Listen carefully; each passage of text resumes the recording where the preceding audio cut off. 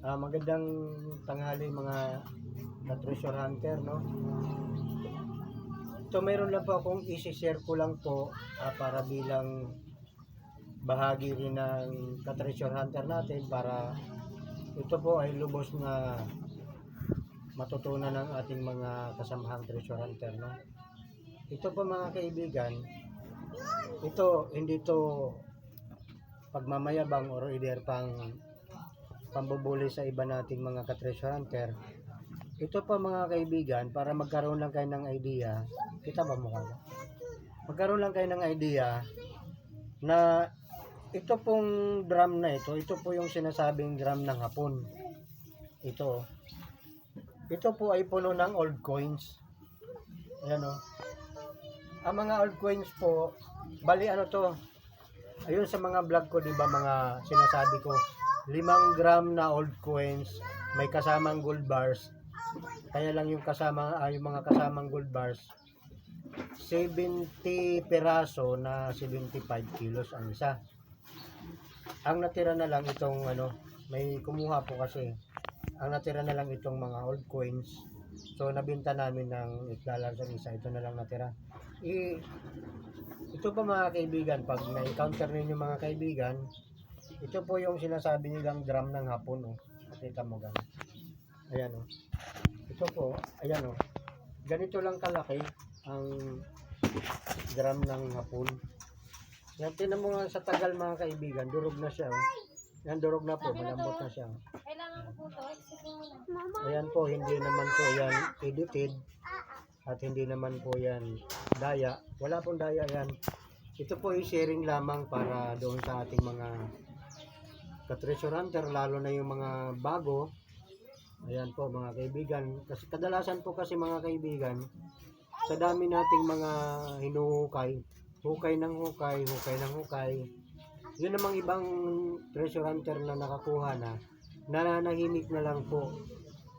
So, siyempre, para hindi na mahabol ng kung sino-sino, no? Natakot kaya lang, itong amin kasi, yung gold bars dito ay nawala na. Ang tinira na lang po, yung iniwan lang po itong 5 gram na puno ng ganito. Ito, close up mo gang. Puno ng old coins. Yan, kung nakikita nyo mga kaibigan, ayan, ito yung harapan niya. Ayan. Ito yung kita pa. Ito yung harapan niya. Ito yung likod. Ayan yung likod. Ayan. Yan mga old coins. Mayroon po yung malalaki na gold talaga siya. Ay medyo mahal po yun. Ito $8 lang ang isa na nabenta namin. So ang natira na lang po, kasi naglinis ako dito eh.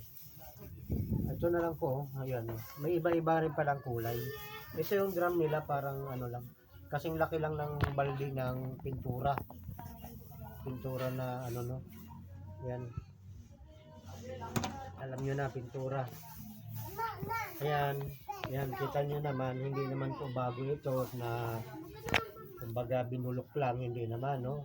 Ayan po, napakalambot na po siya dahil sa tagal na po siya, 19.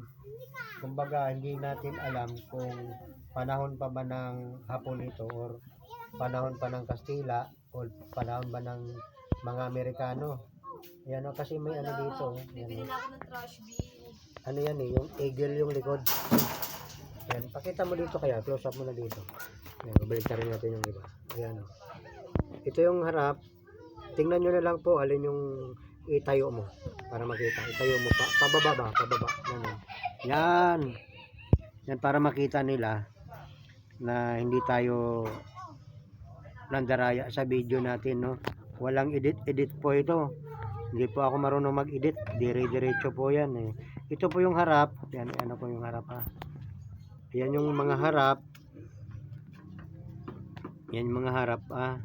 Harap po ito, harap. Nakabukas to. Yan yung harap, tapos yung iba, kita ba? Malinaw. Ito yung harap. Yan. Tapos ito naman yung mga likod. Yan o, ito yung pinakalik, ay wait lang. Ito, dito mo, yan o. Ayan po likod niya. Eagle po yung likod. Yan, eagle. At saka ano siya po, mabigat. Mabigat na makapal. Ayan po yung ano niya o. Ayan yung pinakatagiliran niya. Oh. Makapal po siya na mabigat. Ano po ito? Pilak daw ito, pilak. Yung pilak yata sa Tagalog ay ano? Ay ano ba yun? Sa English. Gold yata po yun. Halong gold, pilak. Yan. Ito po yung inahalo natin sa mga alahas natin para tumibay kasi yung original po na ginto na kulay dilaw ay malambot po yun. So hinahaluan siya ng pilak para mabuo po yung inyong singsing or kwintas. Kaya bumababa po ang kilates kasi hinahaluan po ng pilak 5 minutes. para tumigas. Bayan mo siya. Ngayon, ito pong hindi po ito gold bars. Ito po ay kahon. Yan, kahon lamang po ito. Pero ano po siya, hindi ko po alam kung may halo po ito. Ayan po yung lalim. Ayan. Sa tagal ko na pong binibideo at binablog itong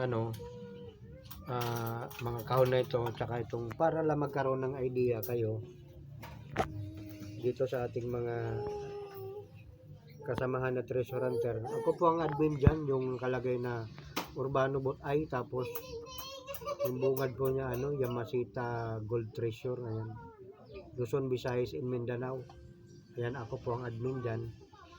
Yan po, ito na lang po kasi ang natira, yung iba po nakatago. Yan, 5 drum po na ganito kalaki. So may kulay itim siya, layo mo. May kulay black siya, may kulay din siya, oh.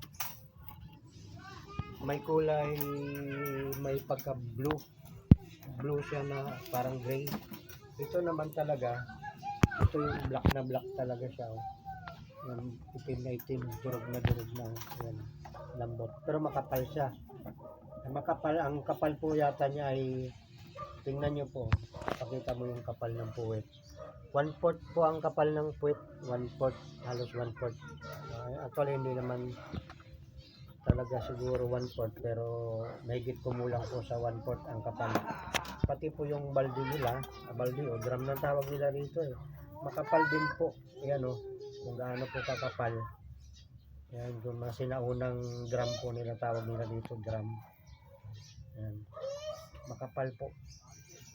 Ayan, kita ba? Kita mo. Ayan, makapal po siya. Ito dito naman banda, medyo lumipis na siya kasi tamaan na ito ng barita. Tamaan ng barita yung paghuhukay, basag-basag na yan kasi nakahabol po yan ng simento. May simento po ito mga kaibigan. Ito naman katulad yan, may labi pa siya kasi ito yung hindi na natamaan ng barita. Pero may portion pa rin natamaan ng barita dito. Basag siya. So ganyan po yung tayo yan. Ganyan. Nakala mo basurahan siya, no? Yan. Tapos itong isa naman, dahil hindi naman natin ito na pakita, lipat ko yan dito. Yan, lipat natin. So may mga butas yan, no? May butas siya sa ilalim para siguro makasingaw yung yung gold bar po ay hindi naman dito nakalagay. Pero may hinalo din po dito na ilang piraso. Maliliit. Mga yata yun? 12 kilos ba yun? 6 kilos ang isa. 6. Ganyan lang kalaki. Mga ganito kalaki. Pero mahaba siya konti. 6 na kilo. Yan po. Ito kalaki. 6 na kilo po ang nakalagay dito sa loob.